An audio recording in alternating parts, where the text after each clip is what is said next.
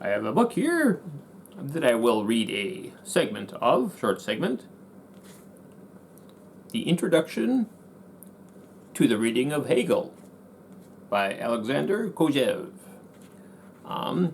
He's apparently well regarded, and here is his understanding of Hegel, and most importantly, in regard to this discussion, he is a Marxist.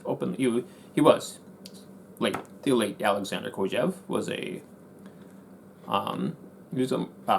self-proclaimed Marxist, and I'm just wanting to be clear that, or help understand that Marxism, which is based on the principles of Hegel, this has little to no regard for the individual.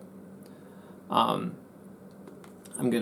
section I'm going to read here is, for Kojeve is writing about the Hegel's work, the Phenomenology of Spirit. Now it's kind of interesting that he doesn't say spirits, plural, it's singular, spirit, Phenomenology of Spirit, even though he's talking about humans. Now each individual human is spirit, so wouldn't that be Phenomenology of Spirits, plural? That we're each one of us are a spirit, and so those should be plural, Phenomenology of Spirits. But with Hegel and Marx, the individual does not seem to matter. That is my contention. Keep in mind, now I know that Marx famously said religion is the opium of the people. It was a derogatory remark against religion. You would think that, he must not believe in any religion, but I question that. I think what would be a better way to create a blank slate for him to impose his own religious beliefs on the masses once they abandon their previous religious beliefs, and then Marx and his followers can in turn, without the populace realizing it, have have Marx's own religion imposed on the people without them realizing what's going on. Also notice how Marx, along with Stalin and Napoleon, displayed the hidden hand symbol, where they would hide their hand underneath their jacket, the front of their hand. Now what that's supposed to represent is they are recognizing when they pose for pictures with their hand hidden, they're acknowledging a hidden hand is directing history. So that sounds like a religious statement to me. I mean, if it's a hidden hand, then it's some sort of spiritual entity. And so, why aren't they revealing? What does Marx and company think nature of that spirit is? And why would he say that the religion is the opium of the people when it appears that he himself is a subscriber to some religious belief? And I think that religion can be found within Hegel, although it's a puzzling religion. Does not make sense to me. I think it's a load of nonsense myself, this Hegelian philosophy, which is really, I should call it a religion. Maybe even should be called a cult. The cult of Hegel, the cult of Marx. But here I'm going to read the segment from Kojeve, his interpretation of Hegel, and his it's like chapter, talking about chapter 6 in the Phenomenology of Spirit by Hegel, here Kojeve is referring to Hegel's understanding of absolute knowledge, which only reveals itself at the end of history. See, end of history. There was the last world is created by man. Okay, I'm going to read that section now. So this is a quotation from a book that I'm reading here. It's not mine. However, to understand the edifice of universal history and the process of its construction, one must know the materials that were used to construct it. These materials are men. To know what history is, one must therefore know what man who realizes it is. Most certainly, man is something quite different from a brick. In the first place, if we want to compare universal history to the construction of an edifice, we must point out that men are not only the bricks that are used in the construction, they are also the masons who built it and the architects who conceived the plan for it. A plan, moreover, which is progressively elaborated during the construction itself. Furthermore, even as brick, man is essentially different from a material brick. Even the human brick changes during the construction, just as the human mason and the human architect do. Nevertheless, there is something in man, in every man, that makes him suited to participate, passively or actively, in the realization of universal history. End quote.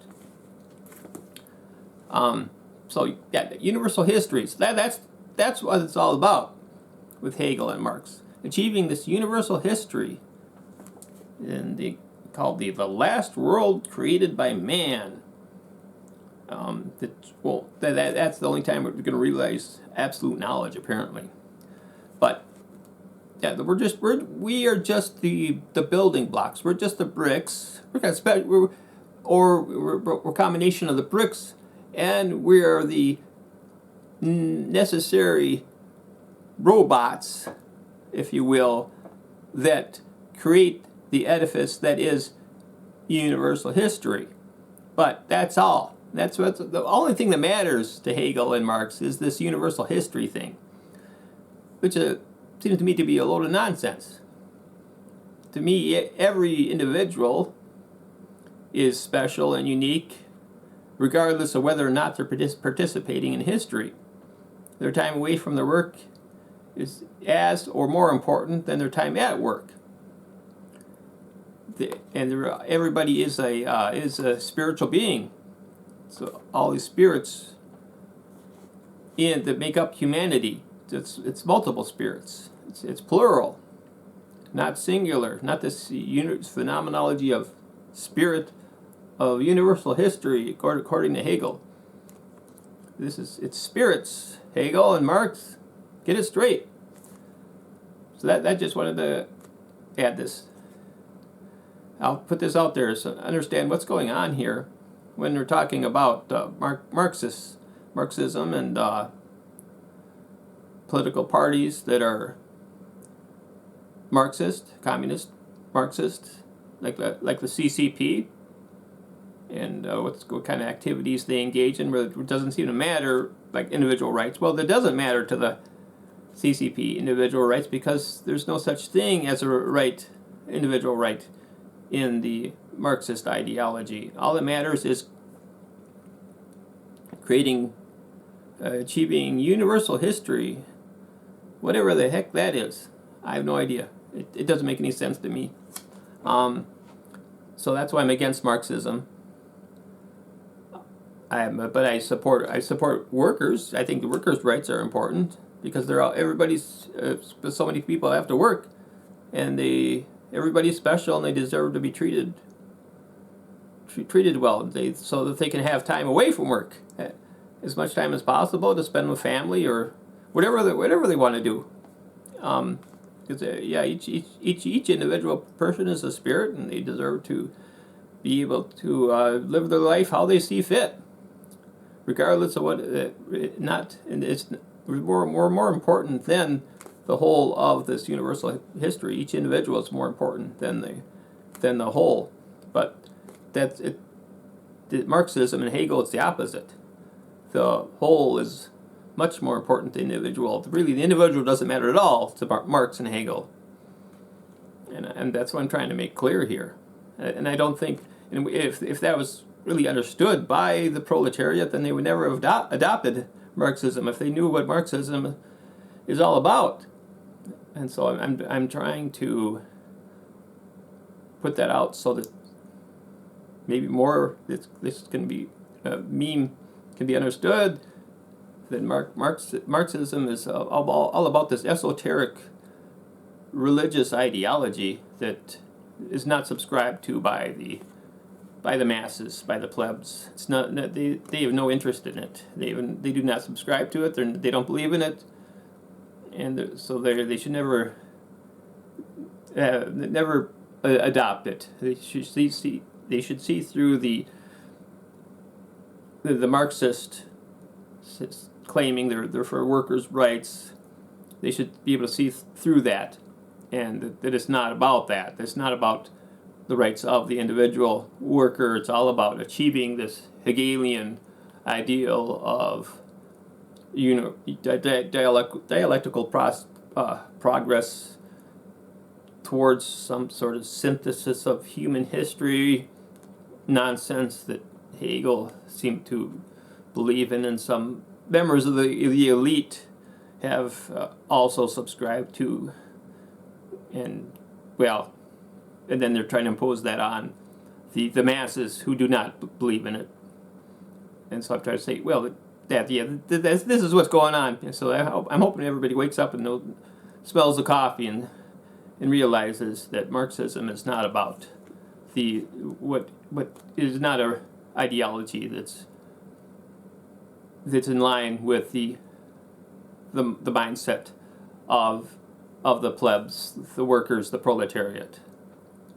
So it's this elite esoteric ideology that this makes no sense. So I just want to put that out. If you're watching, thanks for watching and listening.